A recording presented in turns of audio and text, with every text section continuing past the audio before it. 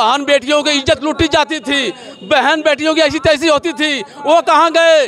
वो कहाँ थे? वो कहाँ था? वो कहाँ था? आज नहीं देख रहे हैं, आज दिखाई नहीं दे रहा है, मणि नहीं दे रहा है। IT सेल के लोग क्या कहते हैं? भाजपा IT सेल के सुनिए, अरे सुनिए, हम राजनीति की बात नहीं कर रहे हैं, राजनीति की बात नहीं कर रहे हैं। में जवाब दो, BHU में क्या हुआ उसका जवाब दो। मेरी बात सुनिए, अरे सुनिए, मोदी जी मजार पे ठीक है, माफिया है तो क्या ठोक दो, गर्मी शांत कर देंगे, हैसियत ला देंगे, मट्टी नसीब नहीं होगा। ये कौन सा भाषा? संत का भाषा है क्या? ये संत का भाषा है? आप बताओ ना।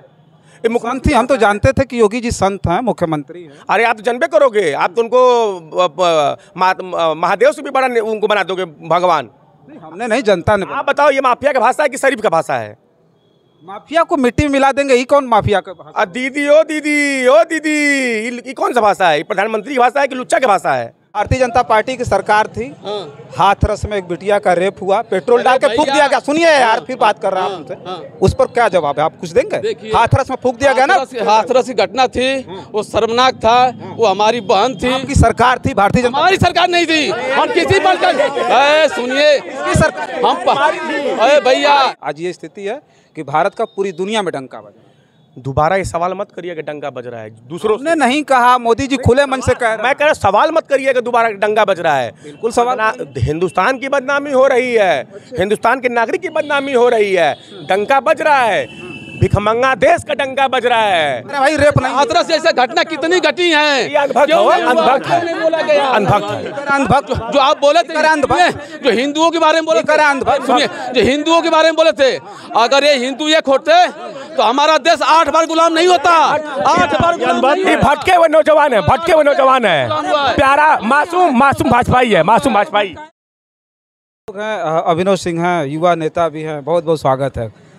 ये बताइए कि अभी योगी जी का जो बयान आया है उस पर क्या कहेंगे? योगी जी ने कहा कि आप लोग हैं, आप समाजवादी पार्टी का आप नेता हैं, तो कह रहे हैं कि विपक्षी जाकर के माफिया की मजार पे फातिया पढ़ रहा है और इनको फिर 5 साल हम फातिया ही पढ़वाएंगे। इसे सबसे पहले आप जहां हम लोग खड़े हैं गाजीपुर की धरती पर, यह वीरों और शहीदों की धरती है, यह वीर अब्दुल हमीद के नाम से जाना जाता है गाजीपुर। और जहां हम लोग खड़े हैं सबसे पहले यह चित्र दिखाइए अपने टीवी के, अपने जनता के माध्यम से।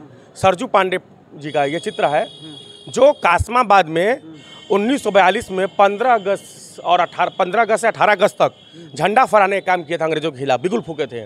उन्हीं के चेला अफजाल अंसारी हैं। फिर से एक बार तस्वीर दिखा दीजिए सरजू पांडे जी का।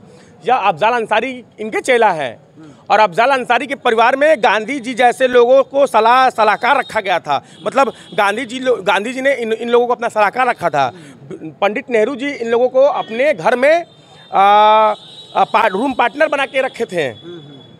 और रही बात योगी जी का, ये गुंडा की भाषा है।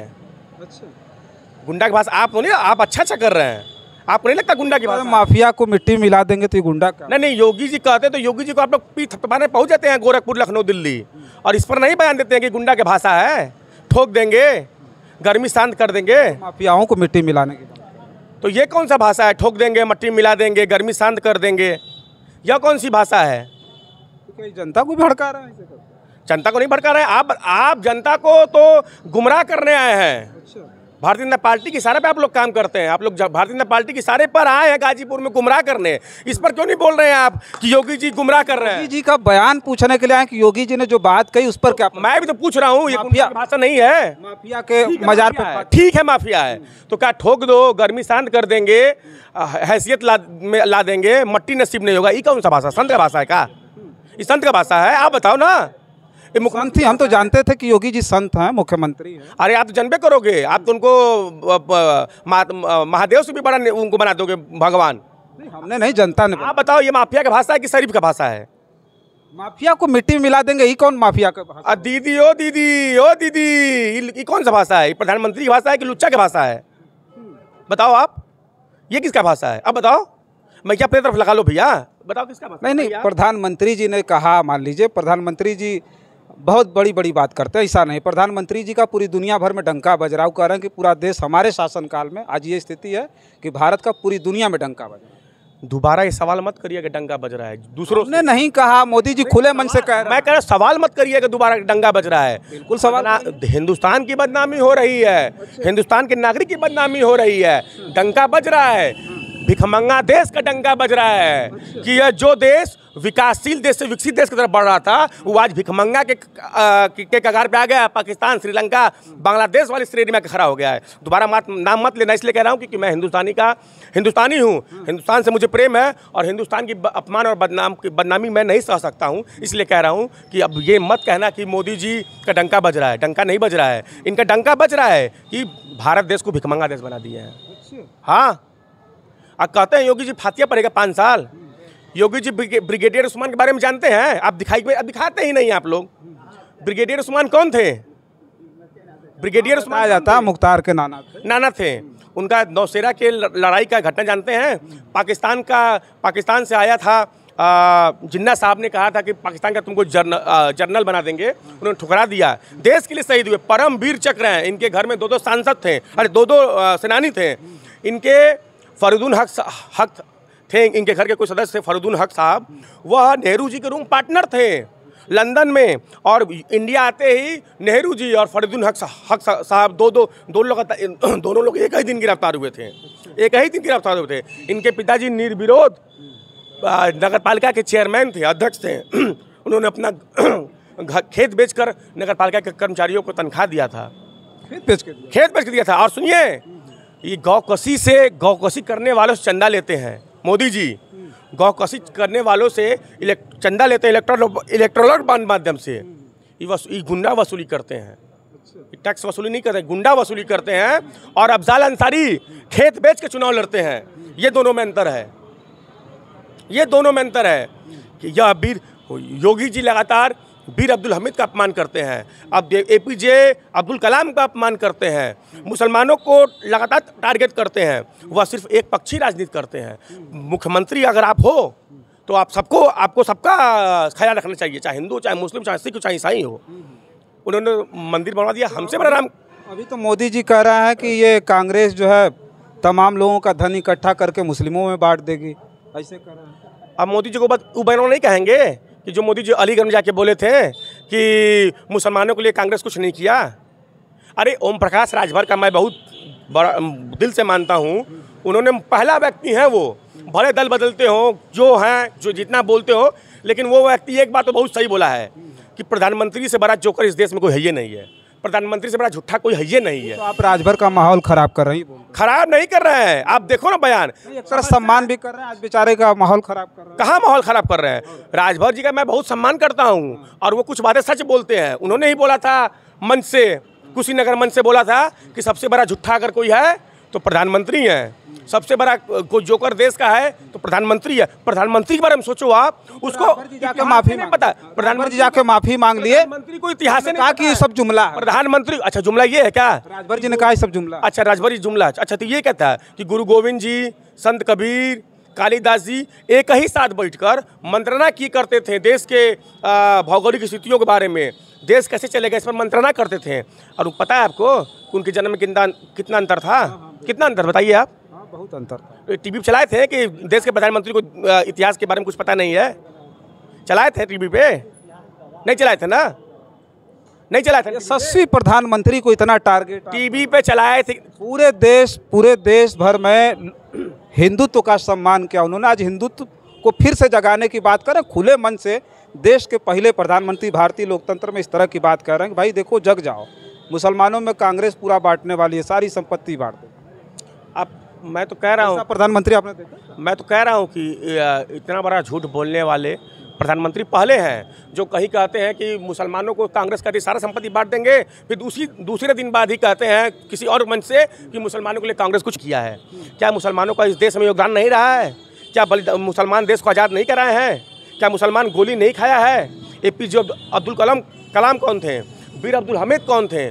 ब्रिगेडियर उस्मान, उनके कहने का मतलब क्या करते हैं आप? उनके कहने का मतलब क्या था प्रधानमंत्री के ही बता दें। सिर्फ हिंदू मुस्लिम को बांट के राजनीति करने का उनका सिर्फ मतलब है और फिर से प्रधानमंत्री के शपथ लेने का मतलब है। हिंदू तो उनके साथ है ही है ना, इतना बड़ा जब सम्मान रखा, राम मंदिर उन्होंने बनाया तो हिंदू तो है ही है, तो हिंदू को सजग करने का हिंदू उनके साथ नहीं है, क्योंकि सबको मालूम कि जैसे प्रधानमंत्री जी से अगर शपथ लेते हैं, बाई चांस, सरकार तो नहीं बनने जा रही है, बाई चांस शपथ लेंगे तो योगी जी को मठ भेजने वाले हैं। पता कि नहीं पता है? डर इनको है कि हिंदू भी भाग रहे हैं। हिंदू भाग रहे हैं।